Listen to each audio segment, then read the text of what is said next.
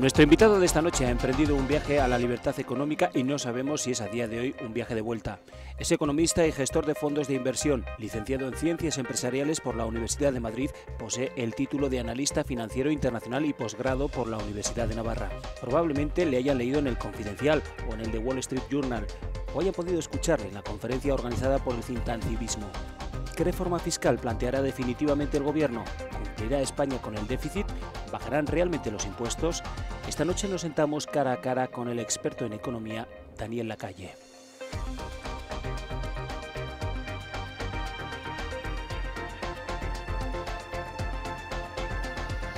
Daniel Lacalle, muy buenas noches. Muy buenas noches. Gracias por estar con nosotros. Muchísimas gracias a ti. ¿De verdad nos tenemos que creer que el gobierno de Rajoy va a bajar los impuestos? Porque permítame que le diga que esto, hoy por hoy, es difícil creerlo. Hombre, vamos a ver, yo creo que la reforma fiscal que se plantea es una reforma fiscal en la que lo que se busca es lo comido por lo servido, es bajar los impuestos directos y aumentar los impuestos indirectos, es decir, que se genere el mismo nivel de ingresos. Por lo tanto, los impuestos en agregado no bajan. Van a aumentar el IVA de los productos que tienen un IVA, o parece que esa es la idea, ¿no? Súper reducido o reducido, se va a reducir el IRPF, se van a redistribuir algunos tramos. ¿Qué es el problema? Eso no es una bajada de impuestos, es una reforma fiscal orientada a aumentar las bases imponibles, que no deja de ser intentar recaudar más. ¿Quiénes van a ser los más perjudicados? Porque claro, en esta sociedad en la que vivimos parece que siempre se está pidiendo desde el centro izquierda, fundamentalmente, que se apliquen realmente las medidas sobre quienes más dinero ganan. Claro. En este aspecto, ¿quién va a salir ganando? ¿Va a seguir pagando el que tiene la nómina, las rentas más bajas? ¿Vamos a seguir? Hay una cosa que la gente tiene que tener muy clara. En España el mayor poder recaudatorio lo tienen el impuesto sobre la renta de las personas físicas y el IVA. Y eso es así. Entonces, esos dos impuestos van a continuar siendo los grandes generadores de ingresos para el Estado. ¿Quiénes van a ser los grandes ganadores y los grandes perdedores? Yo creo que en una reforma en lo que se busca es aumentar las bases imponibles, que no deja de ser quitar deducciones, reducir algunos tramos, pero aumentar impuestos indirectos, me temo que no va a haber muchos ganadores. Y cuando el señor Lagares dice que no ha dejado títere con cabeza, es que no deja títere con cabeza. Yo creo que no va a haber muchos ganadores. ¿Por qué? Porque incluso cuando se intenta, se parten de análisis en los que nada cambia. Entonces, ¿qué es lo que ocurre? Al simplificar algunos tramos y al hacer cosas que supone que van a hacer el sistema tributario más sencillo, eso no necesariamente implica un aumento inmediato ni de la inversión ni de la creación de empleo. Entonces, yo sigo pensando que sí, lo que hace falta realmente es una profunda revisión del sistema fiscal que nos compare a aquellos sistemas económicos que realmente atraen capital. Y estamos muy lejos de un Reino Unido o de Irlanda o países que tienen sistemas fiscales realmente atractivos para la creación de empresas. Pero ¿por qué si dice que no va a dejar títere con cabeza nos están vendiendo que son 125 medidas para mejorar la economía? A ver, si consideramos que mejorar la economía es recaudar más, entonces se puede entender. Pero es que mejorar la economía no es recaudar más. Claro, nos falta decir qué bolsillos, ¿no? Claro, es decir, ¿la economía de quién, no? La economía del Estado. Es decir, el Estado en España ha perdido unos ingresos de burbuja inmobiliaria que jamás va a recuperar. España tenía unos ingresos extraordinarios de unos 50.000 millones, según el ministro de Guindos y el exministro Solbes, que no se van a recuperar. Entonces, intentar recuperar 50.000 millones perdidos de la burbuja inmobiliaria con lo que ha quedado en la economía, lo que ha sobrevivido de la economía, desde mi punto de vista, pues es un error, porque los gastos del Estado se acompasaron muy rápidamente a esos ingresos de burbuja. ¿Cuál es el problema? España gasta 492.000 millones y los ingresos no llegan a los 385.000. Ese diferencial no lo vamos a recuperar aumentando impuestos. Se tienen que bajar los gastos y se tienen que bajar de una manera muy importante y se tiene que llevar a cabo una reforma fiscal, pero tiene que ser una reforma fiscal que atraiga capital y genere empleo, porque lo único que nos va a sacar a mejorar los ingresos del Estado va a ser la actividad económica. ¿Y cuál va a ser la fórmula para atraer ese capital y para generar ese empleo? ¿Usted tiene alguna cifra en la cabeza para los próximos años? ¿Cuántos empleos se pueden llegar a generar en nuestro país de verdad? Sin nada, sin que cambie nada, como estamos ahora, los cálculos que tengo yo y la mayoría de los economistas es que se pueden crear unos 800.000 puestos de trabajo en los próximos 4 años, netos, creación neta de empleo. ¿En 4 años? En 4 años, que por supuesto no es suficiente. Eso es asumiendo un crecimiento de la economía más o menos del 1,5% el año que viene, 1,8% en el año 2016. ¿Cuál es el problema? Que el potencial de la economía española es muy superior, es más cercano al 3%. Y se podría crear el doble, 1.600.000 puestos de trabajo netos, con un sistema fiscal que fuese mucho más atractivo para la creación de empleo y la contratación, porque el problema no es flexibilizar el despido, sino facilitar y desburocratizar la contratación, que es todavía muy lento. Entiendo que también de la mano de beneficios. Por supuesto. ¿Qué beneficios? ¿Qué beneficios va a haber o qué beneficios vamos a ver que se van a poner encima de la mesa? Beneficios para los próximos para las 4 empresas. años. Sí, claro. Hombre, es que, a ver, en España tenemos una situación impositiva que es muy peligrosa. ¿Por qué? Porque hay muchos impuestos antes del impuesto de sociedades.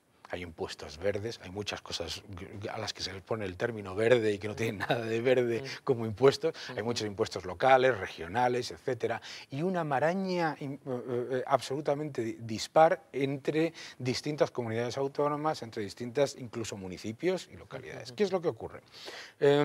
Todo eso lo que hace es detraer capital. ¿Por qué? Porque las empresas no pueden estar haciendo análisis semanal de qué es lo que está cambiando en cada sitio.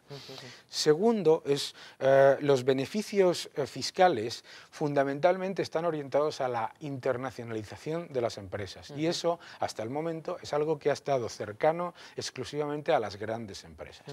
Se tienen que generar beneficios fiscales para los autónomos y se tienen que generar beneficios fiscales para las pequeñas y medianas empresas, porque eso es lo que va a generar el empleo en los próximos años. El empleo no va a venir ni de la administración, que está sobredimensionada, ni de las grandes empresas que han mantenido el nivel de empleo precrisis y por lo tanto siguen con un nivel de empleo muy alto, va a venir de las pequeñas y medianas y va a venir de los autónomos. Ahí es donde hay que concentrar el esfuerzo de los beneficios fiscales.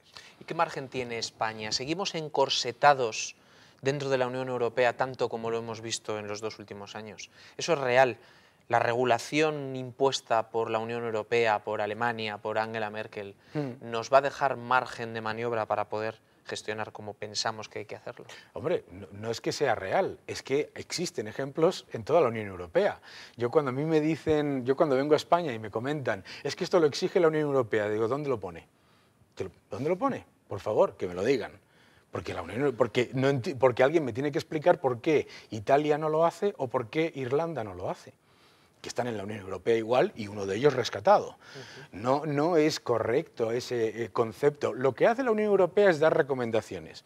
Y usted, dentro de esas recomendaciones, elige las que le parecen correctas. Pero no es cierto que nuestra regulación y nuestro sistema económico esté dictado al milímetro por Bruselas, porque hay países rescatados, repito, y países de nuestro entorno que no están llevando a cabo esas políticas económicas. Italia está bajando impuestos, Italia está reduciendo gasto público, hasta Francia se ha metido a bajar impuestos y reducir gasto público. ¿Pero eso es populismo? ¿O no? Bueno, ¿Va a llegar el populismo a España? Bueno, ojalá el populismo fuese en España empezar a ahorrar. Porque hasta el momento el populismo siempre ha sido gastar. El problema del populismo en España es tirar de la chequera en blanco. Es que cada vez que se habla de generar votos o ganar elecciones, siempre se piensa que se van a ganar elecciones gastando un dinero que no tienes y luego, por supuesto, nos metemos en el mayor déficit del mundo, ¿no? Entonces, yo creo que ojalá, de verdad, empecemos a ver un poco de populismo orientado a ahorrar y a dejar de gastar como si fuésemos oligarcas sin petróleo, que es el problema que nos encontramos en muchas ocasiones, ¿no? Y la regularización del déficit, de la deuda que tenemos ahora, ¿usted ve visión? ¿Ve luz al final del túnel? Sí, claro que la veo, claro que la veo. Y la veo porque es que no hacemos nada más que gastar y endeudarnos y más y más y más. Vamos a ver, la luz al final del túnel existe empezando por entender cómo hemos llegado hasta aquí. Es decir, ahora mismo nos están diciendo es que el gobierno actual ha incurrido en un déficit altísimo y no va a cumplir con las previsiones del 6,5%. Bueno, hay que entender que hay una serie de gastos que vienen del pasado, es decir, todas esas facturas que se habían dejado bajo el cajón, ¿no? Y que ha habido que regularizar, etcétera. Hay muchos gastos, luego por supuesto el rescate de las cajas, que ha sido muy oneroso, pero todo eso son gastos de una vez. Ahora, lo importante es que cuando esos gastos que son de una vez desaparecen, no aprovechemos para gastar la misma cantidad en otra cosa. Es decir, esa cifra mágica de los 492.000 millones de gasto hay que bajarla, pero no hay que bajarla a 490.000, hay que bajarla a 400.000. Porque si no nos encontramos con un problema del déficit, como todo el mundo sabe, no es una cifra que se olvide en un año, el déficit se acumula. Y es deuda adicional, y este año nos vamos a endeudar en 70.000 millones, y esos son 70.000 millones más que tendremos que pagar en el futuro. Yo creo que luz al final del túnel hay. Pero la luz al final del túnel no está en llevar a cabo las mismas políticas que nos llevaron a este problema, sino las contrarias. Y eso es lo que ha llevado a Alemania a entrar en superávit. Entonces, ese es desde mi punto de vista, el camino a seguir, ¿no? Daniel, ¿cómo devolvemos la confianza a los ciudadanos? Porque toda la teoría está muy bien, todo es estupendo, estamos viendo, bueno, vamos a ver en qué queda esta reforma fiscal que plantea el gobierno. Pero ¿cómo podemos resolver esa falta de confianza que hay en el consumidor, el que sigue teniendo su nómina, el que sigue recibiendo el dinero y que está aturdido solamente ya con la cantidad de noticias sobre corrupción de las que estamos hablando prácticamente a diario en este país? El problema de la confianza es muy difícil de solventar en muy poco tiempo. ¿Por qué? Porque la desconfianza en España ha aparecido después de un periodo de euforia injustificado. Recordemos que entre el año 2007 y el 2010 se nos ha estado diciendo que el problema era del resto del mundo, que nuestro sistema financiero era el mejor, que en España no había hipotecas subprime, ¿no? etcétera. Todo ese tipo de cosas. ¿Qué es lo que ocurre? Al venir de un shock de optimismo, de creernos los mejores, bueno, ¿y qué? ¿Qué es lo que ocurre? Que nos entra el shock depresivo. Eso no se recupera rápidamente, porque ahora mismo, y con toda la razón, los ciudadanos no se creen nada. Pero empezarán a creerse algo cuando pasen tres cosas. Primero, que la renta disponible de las personas aumente. Es decir, el dinero que le queda en su bolsillo para consumir, a pesar de que haya bajado su sueldo o lo que sea. Es decir, que bajen los impuestos para las familias. Segundo, cuando la gente empieza a ver que efectivamente la gente ya ve que la destrucción de empleo ha parado, porque ya no ve a su alrededor que sus familiares o amigos están perdiendo su trabajo. Lo que tiene que ver es la contratación. Y la tercera es que la gente empiece a ver que cuando toma una decisión de abrir una empresa, crear su propio negocio, ponerse a trabajar como autónomo tras haber perdido su trabajo, que tiene el apoyo institucional que le permite que su riesgo de negocio y que su idea florezca. El autoempleo es un elemento esencial en mejorar la confianza. Tenemos tu libro Viaje a la libertad económica aquí encima de la mesa, con ese subtítulo que daría para todo un programa, únicamente. ¿Por qué el gasto esclaviza y la austeridad libera?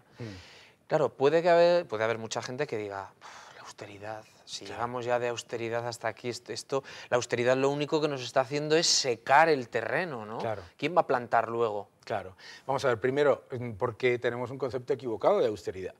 Porque en España no hay austeridad. En España estamos gastando 492.000 millones al año, es decir, esos son 185.000 millones más que en la época de la fiesta y de la burbuja y en la que España crecía más que nada y todas las economías crecían. Es decir, ha habido un aumento del gasto público extremado. Bien. Y lo único que se ha hecho ha sido unos recortes muy pequeños y no se han hecho unos recortes extremados en el gasto social, que es lo que le preocupa a la gente. El gasto social en España es 3.000 millones superior al que era en el año 2010 en 2012. Ahora, ¿qué es lo que la gente tiene que entender? La austeridad no viene como contraposición a crecimiento. La austeridad es contraposición a despilfarro. Y el crecimiento no tiene absolutamente nada que ver con tirar de la chequera en blanco, hacer aeropuertos inútiles, hacer carreteras innecesarias al lado de otras perfectamente válidas, ni hacer puentes y estatuas en los pueblos, o como en el caso de un pueblo que conozco yo, en el que se ha hecho una estatua que cuesta más que los ingresos fiscales de 3 años de ese pueblo. Acaba de escribir usted España, ¿eh? Acabo de escribir España. Es que se ha acabado. Y entender que eso, con todos nuestros errores, con todo lo que puede ser, que eso se ha acabado y que tenemos que volver a la cordura. Y la cordura no es gastar 50.000 millones más a ver qué pasa y si crecemos, entonces, porque eso ya lo hemos hecho. España se gastó el 3,8% del PIB en planes de estímulo y destruyó 3.200.000 puestos de trabajo. Ya hemos probado lo que es tirar de la chequera en blanco. Ahora lo que no podemos decir es, vale, olvidemos el pasado y volvamos a repetir. Eso es lo que no podemos hacer. ¿Y los mercados qué pintan en todo esto? Usted que trabaja en Londres, en la parte financiera, que se codea con... Bueno, yo, como digo yo, decía antes a la hora de hablar de esas 125 propuestas que no van a dejar títere con cabeza. ¿Allí hay muchos títeres también? Bueno, en los mercados financieros, como en todo, hay operadores que hacen las cosas muy bien, hay operadores que hacen las cosas muy mal. Esos operadores que hacen las cosas muy mal quiebran o se van a la calle. En la City de Londres, donde yo trabajo, aproximadamente el 40% de los trabajadores que están en lo que es gestión de fondos pierden su trabajo anualmente, despedidos porque no llegan a los objetivos o porque pierden dinero. Eso es parte del trabajo. Yo creo que los mercados aquí se les ha demonizado y lo interesante de por qué se les ha demonizado es porque los hemos utilizado hasta la extenuación. Nosotros hemos sido el mercado con esteroides. Nosotros hemos sido los de los pisos nunca bajan, hay que comprar bolsa por encima de todo porque la bolsa nunca baja. Hemos estado abusando del mercado financiero extremadamente, entre otras cosas, para endeudarnos, para pasar algo que no ha pasado en ningún país de la OCDE, de un 3% de superávit a un 11% de déficit en 2 años. Ese nivel de despilfarro es precisamente lo que nos lleva ahora a demonizar a lo que hemos utilizado con exceso. Bien, pero a mí me parece estupendo. Entiendo perfectamente que la gente considere que los mercados financieros son un riesgo y que, por lo tanto, no debemos caer en depender de los mercados financieros. Enhorabuena, dejemos de gastar lo que no tenemos, dejemos de endeudarnos como locos y no nos tenemos que preocupar de que la prima de riesgo se dispare, no nos tenemos que preocupar, obviamente, del déficit y, desde luego, no nos tenemos que preocupar de lo que piense o deje de pensar un inversor o un banco o una agencia de calificación. En el momento, la prudencia presupuestaria lo que te lleva es precisamente a no tener que depender de los mercados. Lo que nosotros no podemos hacer es lo que la izquierda y muchos en este país no saben, que es lo que dicen. No, yo no quiero pagar la deuda, no quiero depender de los mercados, pero eso sí, quiero endeudarme en 80.000 millones más todos los años. Porque eso no existe. Eso se llama donación y las donaciones en el mercado financiero y en cualquier otro lado no existen y desde luego no por esas cantidades, ¿no?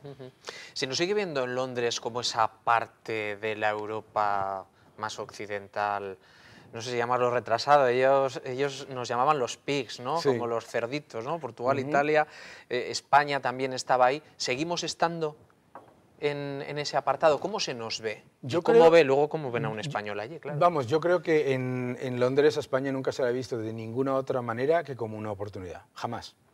Incluso cuando se introdujo ese término completamente desafortunado de los PIGS, que no deja de ser acrónimos ridículos, siempre se ha visto como una oportunidad. Lo que ocurre es que, claro, cuando tienes, y esto no se suele decir en la prensa y en los medios de comunicación, cuando tienes 4 partidos en el arco parlamentario hablando de que nos tenemos que salir del euro y no pagar la deuda, de verdad, el que piense que hay alguien dispuesto a comprar deuda soberana escuchando esas cosas está un poco loco, ¿no?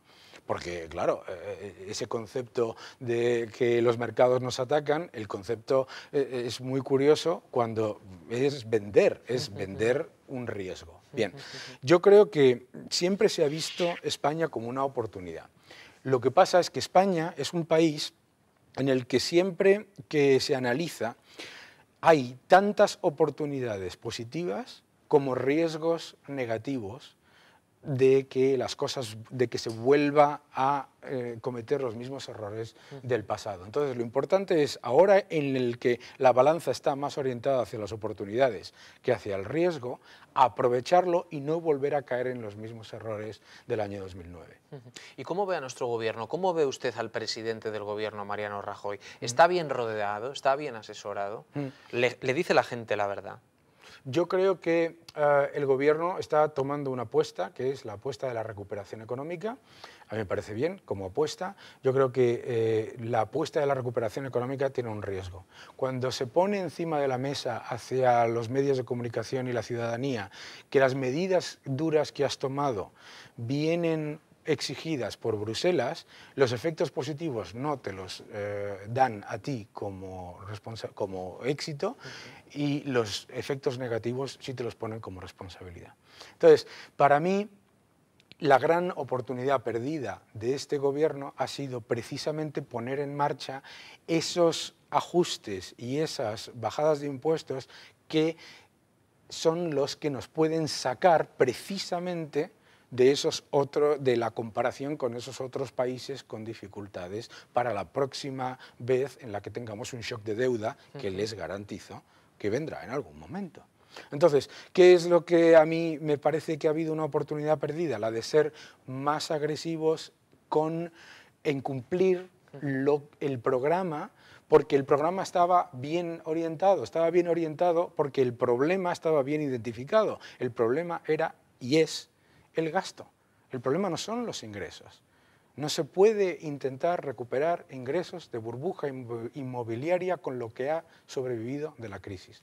Y entonces yo creo que a partir de ahí, el hecho de que por lo menos el gobierno tenga en mente no caer en la autocomplacencia, que sigan llevándose a cabo medidas mucho más agresivas de ajuste expansivo, que cuando hablamos de ajuste no estamos hablando de ajuste de volver a tocarle el bolsillo al ciudadano, que lo que hay que tocar el bolsillo es a todo ese aparato excesivo que no es necesario como administración. Y por último, Daniel, ¿qué pronóstico hace del sistema bancario español? Parece que tenemos desde hace ya un tiempo los bancos, las cajas, con todo lo que se haya podido quedar por el camino ajustado. ¿Va a llegar el crédito realmente al ciudadano, al empresario, al emprendedor para generar empleo? Claro. A ver, vamos a empezar por el final. El mantra de que tiene que fluir el crédito para generar empleo no es correcto. Sobre todo que tiene que fluir el crédito al nivel al que nos ponen como ejemplo de recuperar, que es el año 2007, y eso era una salvajada. Recuerda que la economía española se llegó a endeudar en más del 300% de su Producto Interior Bruto. Ese crédito no va a volver. Ahora, las empresas españolas han hecho un ajuste muy importante y de mejora de sus resultados, de mejora de sus márgenes y de mejora de su balance, lo más importante. Eso permite crear empleo sin necesidad de acudir al crédito de manera expansiva y agresiva como en el año 2007. Nos dicen que no se puede crecer sin crédito. No es correcto. En el Reino Unido se ha creado empleo y se ha crecido con el crédito a las empresas, cayendo un 5,5% anual. El sistema bancario español tenía un problema, era un problema de falta de transparencia. El hecho de haber tomado la decisión de hacer un proceso extremadamente claro de mostrar todo del sistema bancario español ha sido muy positivo. Eso no significa que el sistema bancario español esté maravillosamente bien y que todo esté solucionado. Sigue teniendo una alta mora, un 13,5%, y un 13 y pico por ciento, pero lo que no es ya es un riesgo sistémico. Y eso hay que reconocerlo, que ha sido una decisión muy dura de transparencia.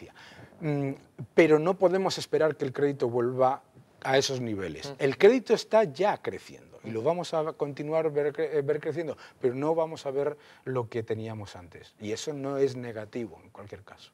Pues a ver si la próxima vez que vuelva usted por su país hablamos de otras cosas, Sí. y con mejores perspectivas. Seguro que sí. Muchísimas gracias, Daniel Lacalle, ha sido un placer. Muchísimas gracias. Buenas noches. A ti. Muchas gracias.